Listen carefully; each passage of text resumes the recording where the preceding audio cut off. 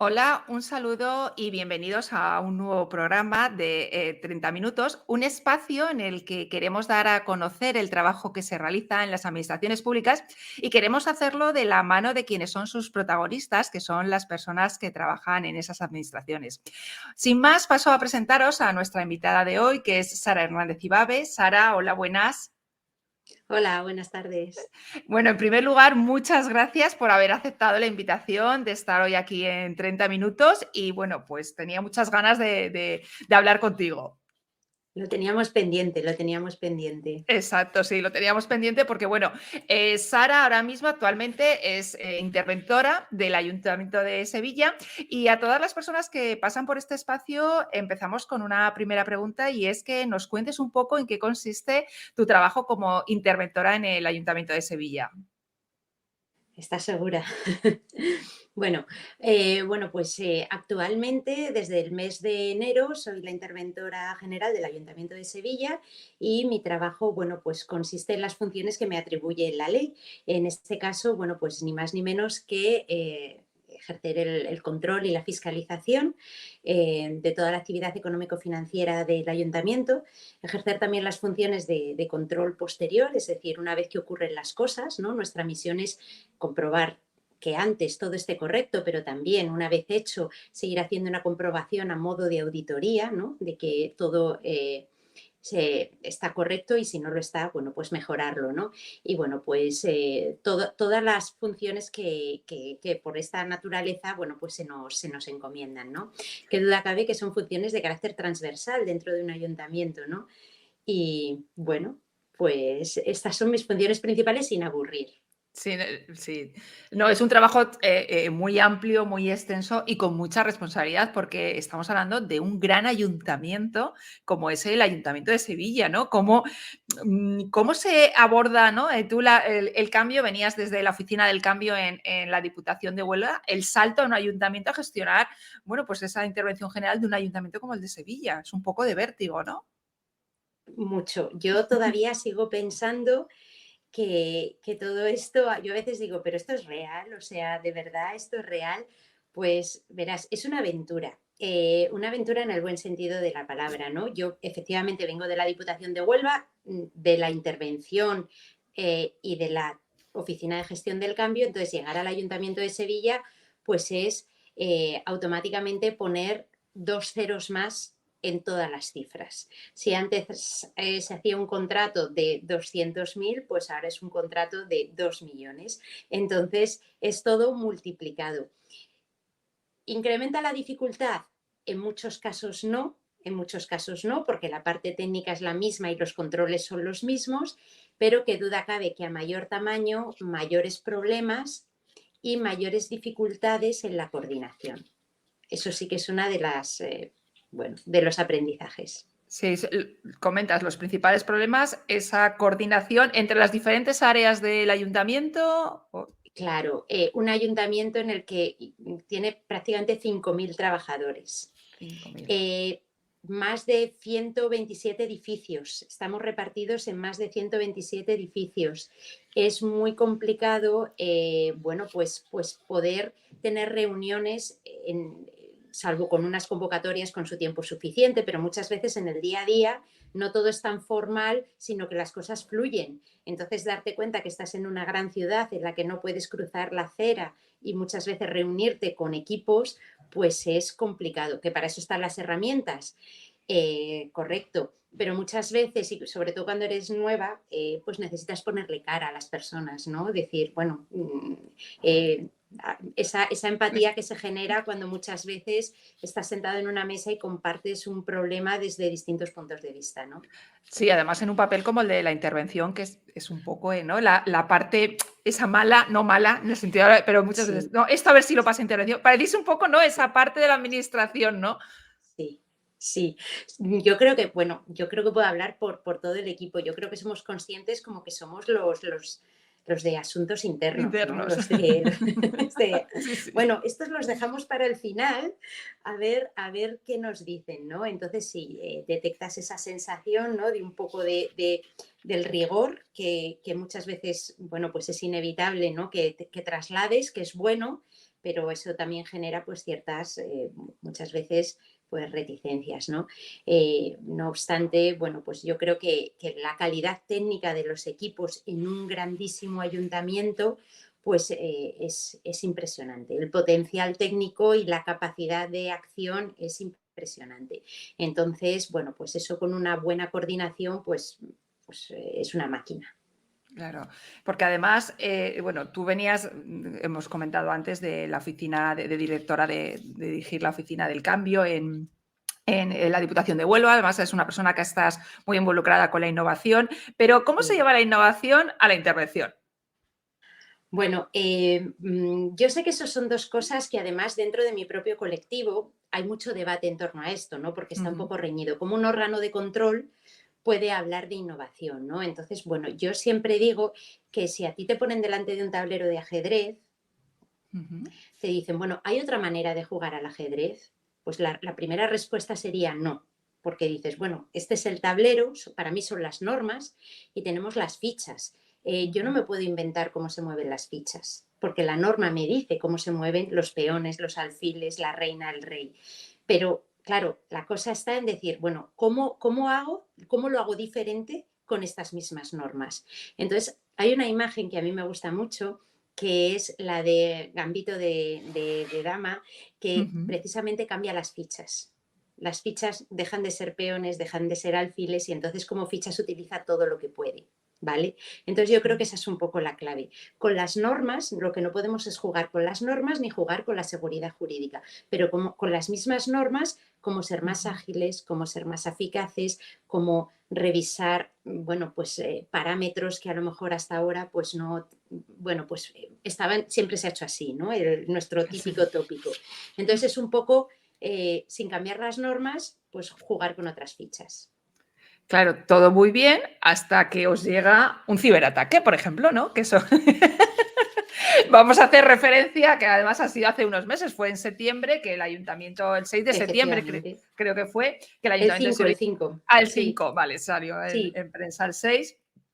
Bueno, pues sufrió un ciberataque que además os pedían, bueno, pues una cantidad de 5 millones de euros, creo, por el rescate. Eh, ¿Cómo se bueno. vive esto? Lo primero de todo es cuando salta la alarma. ¿Qué pasa en ese momento de que alguien oye, estamos sufriendo un ciberataque? Bueno, yo te lo puedo contar como lo viví yo, Ujú. porque yo pensé que era una broma. Y yo pensé que era una broma porque a mí me lo dice un compañero y me dice, madre mía, la que se está liando. Y digo, bueno, pues esto es una fake news como tantas otras, ¿no? Porque no podía dar crédito.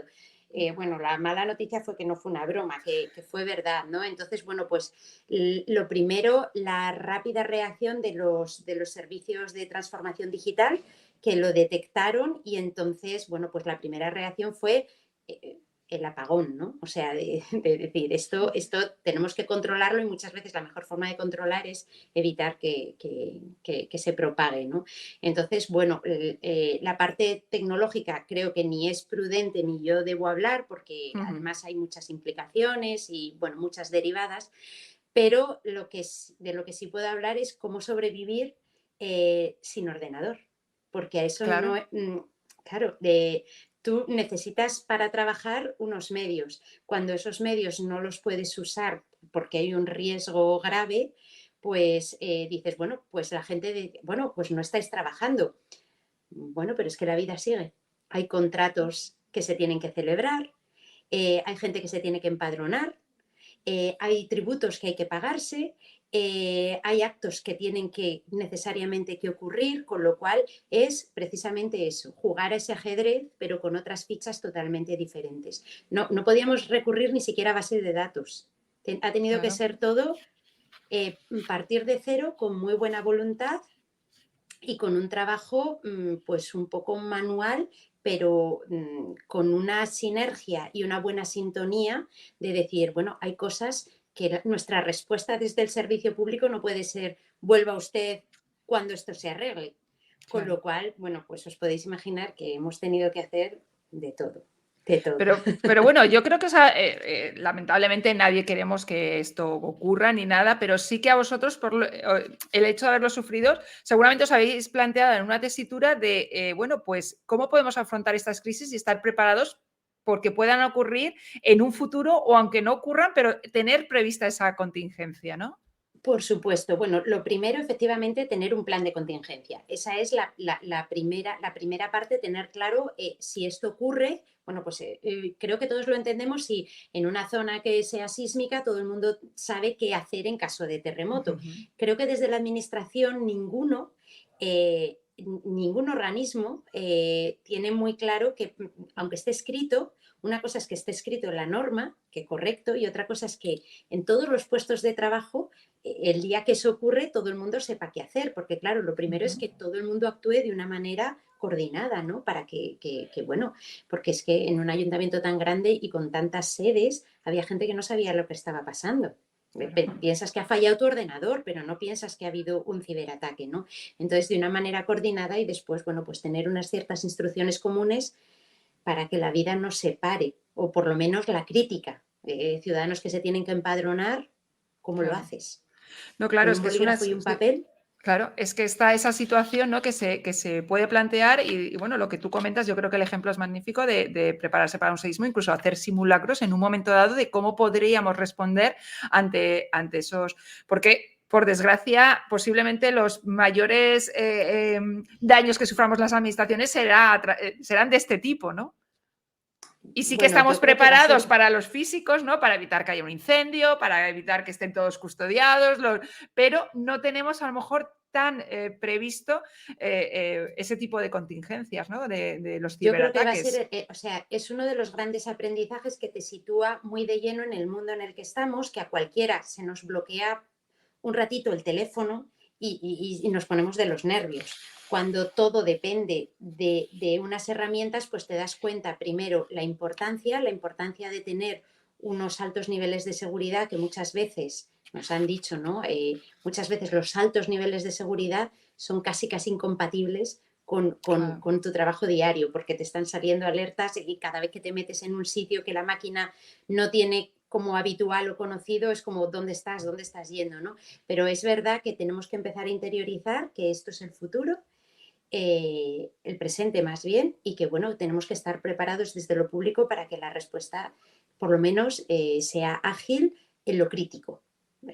Toda la contingencia no la puedes prever. Claro, está claro que todo no se puede. Porque además es que, claro, aquí se dan dos parámetros. Por un lado, ese control, esa seguridad, pero por otro lado, lo que hablábamos de la innovación, que muchas veces esa innovación va unida a ciertos riesgos de seguridad, ¿no? Por ejemplo, ahora lo vemos con ChatGPT, ¿no? Pues ya hay empresas que han prohibido el que se hagan consultas referentes a esos contenidos, porque al final eso sí alimenta lo que es, ¿no? Lo que es el propio sistema, ¿no? De inteligencia Sí, artificial, ¿no? Y eso a lo sí. mejor ni siquiera somos conscientes en la administración, ¿no? No, es que yo creo que tenemos por delante tanto que aprender y escuchar y ver qué está pasando por ahí, decir, bueno, identificar un poco los usos, los riesgos y efectivamente hacer eso que tú dices, ¿no? Esa evaluación de decir, hombre, es verdad que para avanzar siempre hay que asumir riesgos, ¿no? Lo que pasa que, bueno, tienen que ser de alguna manera moderados o por lo menos previsibles. Porque ¿cómo podríamos simplificar la labor de intervención desde la innovación?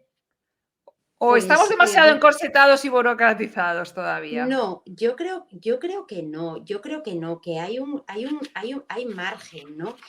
No quiere decir que sea fácil, porque en definitiva nosotros somos el órgano de control que interviene en un momento dado, ¿no? Si tú los controles no los pones aguas arriba, que muchas veces se escapa de nuestro ámbito de acción, ya cuando pones la presa ya es tarde, ¿no? Ya han ocurrido demasiadas cosas, y no hablo desde el punto de vista del control o de una buena o mala práctica, sino que ¿por qué se dilatan tanto los tiempos? ¿No? Porque entonces hay Exacto. que empezar a estudiar. Yo casi te diría que para que el control fluya y sea más ágil, casi que nos debemos someter a una reingeniería de procesos, de enfocarlo todo desde otro punto de vista y decir, dejar solo lo crítico, dejar solo lo estrictamente necesario, reducir circuitos, identificar cuáles son los cuellos de botella y también dotar a la organización de recursos humanos y materiales para que eso no ocurra en los cuellos que nosotros tenemos identificados. Entonces ¿Cuáles es son una esos labor un cuellos? poco, ¿Cuáles son esos cuellos pues, que vosotros tenéis identificados? pues los cuellos suelen ser que nosotros, esto es una visión personal, que no Sí, tengo sí. por qué compartir con otros compañeros y nunca me gusta ni sentar cátedra ni muchísimo menos, pero pienso que muchas veces los servicios públicos, yo todavía no sé con qué criterios se dimensionan. Ujú. Entonces, necesitamos gente. Bueno, necesitamos gente, digo yo, que como en cualquier empresa, en función de la demanda y de la oferta. Pero Claro. nosotros nos encontramos en todas las administraciones servicios que ya tienen su personal, tengas mucha o poca demanda. Entonces, unos tienen mucha demanda con muy poco personal y otros tienen muy poca demanda con casi el mismo personal. Entonces, claro, si, por ejemplo, tu departamento, Amalia, tramita 50 contratos cada trimestre, bueno, pues en el momento que lo compares con otro, pues podremos saber si tenéis el mismo, el personal suficiente en comparación con, ¿no? Lo que hablamos también de benchmarking, de decir, bueno, tenemos los recursos necesarios, cuáles son los tiempos estándar para sacar un contrato, un pliego, una subvención. Yo creo que la clave también de lo público es intentar estandarizar sin olvidarnos de la personalización, ¿no? Porque estamos en la era también de intentar personalizar los servicios públicos. Para llegar a personalizar, a saber resolver tu problema, hay que Ujú. estandarizar muchas cosas antes, para que en el momento final podamos tener una respuesta bastante ajustada a tu necesidad, pero crear todo de cero no se puede. Entonces, por eso yo confío en que esa reingeniería de procesos ayude a que el control sea más ágil y, por supuesto, la tramitación. No solo el control, somos un equipo. El control Claro. sin un equipo técnico previo no es nada. Estamos en un momento complicado en la administración, ¿no? Yo creo que, fíjate, yo creo que es un momento, es un punto de inflexión. ¿Sí o no? Para mí es un Ujú. punto de inflexión en el que, no ya por el cambio de era, de lo analógico a lo digital, sino más bien un cambio de modelo, pienso yo, de Ujú. modelo de decir, si de verdad queremos sobrevivir, si de verdad lo público quiere sobrevivir, fíjate, decimos muchas veces que lo público no tiene competencia. ¿No? Ujú. No hay otro ayuntamiento, no hay otro organismo autónomo de X. Bueno, yo creo que igual nos tenemos que empezar a plantear que la competencia está en el sector privado. Si nuestro valor añadido no somos capaces de encontrarlo por estos procesos burocráticos, y yo no estoy en contra de la burocracia como garantía, Ujú. pero si tú mañana montas una gestoría y me haces el papeleo de una licencia de obras mucho más rápido que yo, el hecho de firmar el acto administrativo le corresponde a la administración, pero también se puede desintermediar. El trabajo, el papeleo se puede desintermediar, igual que hablábamos de Uber, de todos estos Sí. ejemplos en otros negocios, pues si tú la burocracia, el lío burocrático se lo trasladas al sector privado, estaremos perdiendo desde lo público, bueno, pues la esencia. Y encima el ciudadano Claro. pagará dos veces. Sí, bueno, y luego hay otras herramientas que están ahí, como puede ser blockchain o puede ser tecnologías como el smart contract, que pueden suponer incluso, bueno, pues se habla, ¿no? De incluso la desaparición de los notarios, ¿no? O sea, ya no hablamos de los funcionarios, sino de los notarios en el momento en que se puede hacer todo. Entonces, estamos en un De momento, hecho, está sí, habiendo campañas la firma de un notario es mucho más que una firma, ¿no? No sé si lo has visto sí, incluso en las paradas de metro, ¿no? sí, Decir, yo creo que es como en plan poner en valor cuál es el trabajo, el claro. de horas de cerebro, no de firma, ¿no? Exacto, y bueno, viene que ellos han visto, por eso comentaba, ¿no? Ellos han visto el hecho de que, bueno, pues puede ese tipo de figuras desaparecer, ¿no? Y yo ahora quería preguntarte por un tema, porque este año eres la ponente principal del Congreso de Novagov, ¿no? Que se celebra los días 7 y 8 de noviembre de 2020, bueno, de este año 2023. Lo digo porque muchas personas a lo mejor Dentro de pueden tres ver. semanas. Claro, porque esta entrevista puede ser que haya gente que la vea con posterioridad posterioridad. Entonces, bueno, pues yo os dirigiré, os dejaré el enlace del Congreso de Novago, porque si lo retransmiten para que puedan ver tu ponencia. Pero ahora mismo, cuando estamos aquí en el 30 minutos, todavía no es. No. ¿Qué supone para ti haber sido este año elegida en el 10º aniversario, además, que es un año importante, como la ponente principal bueno, pues de este congreso? Bueno, pues, ¿qué te voy a decir? Primero una sorpresa, y en segundo lugar es como sentirte súper halagada, súper dudar también. Después de 10 años hay mucho más que contar. Yo siempre hablo desde un poco desde la humildad de decir, bueno, yo soy una más, no soy una cualquiera, ¿no? Entonces, decir, bueno, voy a ser capaz de aportar algo. Creo que sí, o por lo menos desde mi experiencia, desde mi marca personal, mi sello personal, creo bueno, que las personas, aunque se diga, no digo que se vaya a decir lo mismo, ¿no? Pero bueno, pues que siempre hay como una impronta y algo que yo espero que eso quede, ¿no? Esa reflexión en torno al momento que estamos viviendo. Para mí significa ilusión, significa, bueno, pues eso, ¿no? Esa sensación de que confíen en ti para un momento tan importante. Yo les dije a los organizadores, ¿estáis seguros? ¿Estáis seguros de lo que estáis haciendo? Así que, bueno, me sumo a mis 9 predecesores y predecesoras y, bueno, pues intentar hacerlo lo mejor, intentar transmitir un mensaje claro sobre el momento que estamos viviendo en torno a lo público y en torno a cómo ha de incluirse la innovación dentro de lo público y, bueno, pues confiar bueno, pues que ese mensaje sirva de algo, ¿no? Sí, porque alguien puede pensar, bueno, a lo mejor hay alguien que nos vea o que nos escuche y que no sepa un poco de tu trayectoria, pero tú tienes una larga trayectoria en innovación y a mí hay un proyecto tuyo que creo que de momento está paralizado, que era Innovación on Tour. Y para mí yo me acuerdo cuando conocí este proyecto, me pareció, y quiero que nos cuentes 2 pinceladas para que veas que tú llevas muchos años ya trabajando en innovación y cómo se os ocurrió este proyecto de Innovación on Tour. Sí. Bueno, el proyecto de Innovación on Tour fue como el proyecto con todos los componentes de un proyecto ilusionante, con una clara visión de visibilizar que la innovación dentro de lo público, y estamos hablando de innovación no en mayúsculas, ¿eh? La gente siempre se va a lo grande, no hace falta. Estamos hablando de microinnovaciones que son las que juntas transforman una organización. No hace falta bueno, ser un gurú ni nada. Era un poco una forma de decir, allí donde haya un espíritu innovador, por pequeña que sea la organización, la caravana, que conceptualmente lo representábamos como una caravana que recorría todos aquellos puntos que tuvieran algo que decir en materia de innovación. Yo quiero contarlo, quiero visibilizarlo, sin que eso supusiera más ningún coste, por supuesto, ni supusiera, bueno, pues tú sabes que uno nunca es profeta en su tierra, ¿no? Que muchas veces cuesta más que se valore qué haces dentro de tu organización que hasta que alguien llega de fuera y dice, oye, qué interesante lo que estáis haciendo, ¿no? Pues ese fue el proyecto de Innovación on Tour con otros...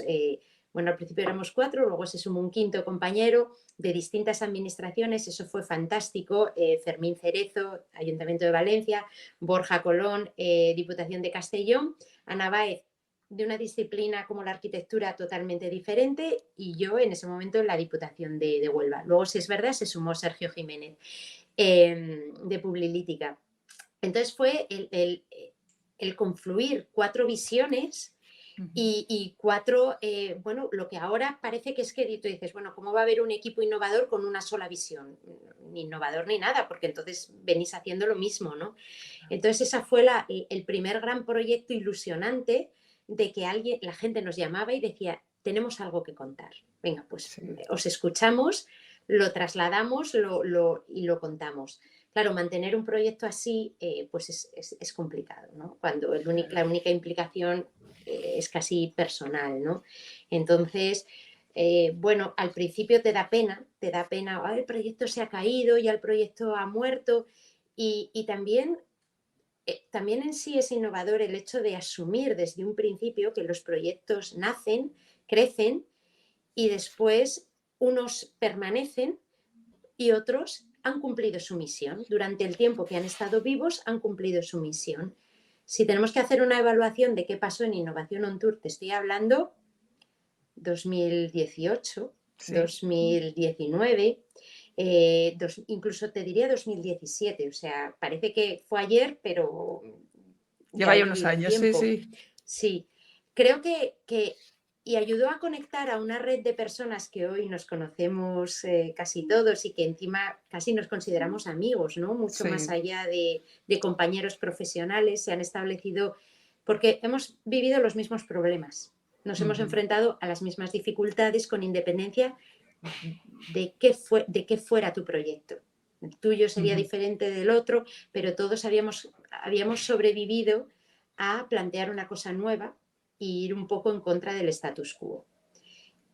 Entonces, Innovación on Tour, que ya como tal ha desaparecido, ¿es un fracaso? No. No. El éxito fue que durante ese tiempo permaneciera vivo y generar una comunidad de la misma manera que, por supuesto, no vagó ni a esos niveles, no me atrevo, ¿no? Pero sí es verdad que en torno a Innovación on Tour se genera una dinámica que eso ha dado lugar a que hoy en día sigamos mucho más metidos en innovación, ¿no?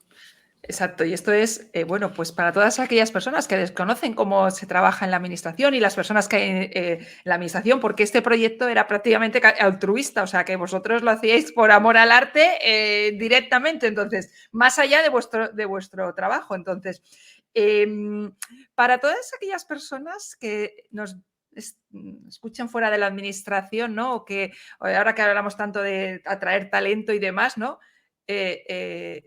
Hay innovación también dentro de la administración. Verás,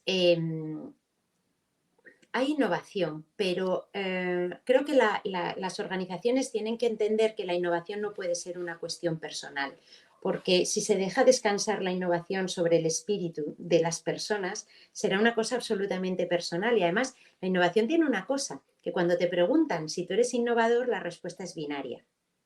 No hay una respuesta media. Si tú eres una persona con espíritu Ujú. emprendedor y creativo en otros ámbitos, no lo has experimentado en lo público, si es la primera vez que te lo preguntan, dices, bueno, yo no me atrevo, yo creo que sí, a mí me gusta hacer cosas diferentes, pero te da como ese pudor, ¿no? Decir, ¿cómo me voy a declarar yo innovadora? Sí, sí, sí, sí. En fin, entonces, claro, no hay que trascender del ámbito personal y Ujú. trabajar por organizaciones innovadoras que, por supuesto, creen ese espacio para que las personas que de per se tengan ese germen, esa inquietud, lo puedan extender. Y las que no digo, no, yo soy más de corte tradicional, pues no todos tenemos que ser iguales, no Claro, necesitamos ser iguales, pero que compartan que puede haber proyectos innovadores y que se necesitan apoyos. Entonces, sí, igual no necesito que tú seas igual de innovador que yo, pero sí necesito que comprendas que la innovación es el vehículo. claro, porque luego una de las últimas cuestiones es, no puedo innovar cuando el día a día me come, ¿no? Claro, esa es otra de las grandes dificultades. ¿Y eso de quién es responsabilidad tuya? ¿De trabajar 24 horas? No. La No. organización tiene que crear el espacio para que eso ocurra. Y esa es una responsabilidad que creo que entre todos tenemos que hacerle ver a las organizaciones. No podéis Ujú. pedir, y bueno, y a lo mejor estoy adelantando cosas que luego ocurrirán en Novagov, ¿no? Una de las preguntas que yo quisiera lanzar es, ¿por qué el trabajo? Y cuando digo trabajo en mayúsculas, ¿no? O porque no ocurre dentro del trabajo. Ya. ¿Por Ujú. qué? Porque tus mejores ideas, y no solo de innovación, las soluciones a tus problemas se te ocurren un día dando un paseo por la playa, tomando un Sí, café con alguien. Eh, las condiciones en las que actualmente estamos trabajando no nos permiten alumbrar nuevas soluciones. Entonces, claro. eso también tenemos que reflexionar sobre eso, ¿no? Con esa pregunta de por qué el verdadero trabajo no ocurre dentro del Del trabajo. trabajo. Bueno, pues con muchísimas ganas de escucharte en Novagov, que además nos veremos y podremos compartir un rato. Muchísimas gracias, Sara. Ya hemos llegado al final de los 30 minutos. Agradecerte que, bueno, sé que estás ahora mismo muy liada, pero que hayas sacado este ratito para estar aquí en 30 minutos. Ha sido un placer, Amalia. Muchísimas gracias por darme esta oportunidad. Pues muchas gracias, Sara, y muchas gracias a todas las personas que, bueno, pues habéis seguido esta entrevista a través de los canales de YouTube y de Twitch, o bien habéis preferido la opción del podcast en las plataformas de iVoox, de Spotify, del Google Podcast y Apple Podcast. Y nada, os emplazo para un nuevo episodio de 30 minutos. Un saludo. Gracias.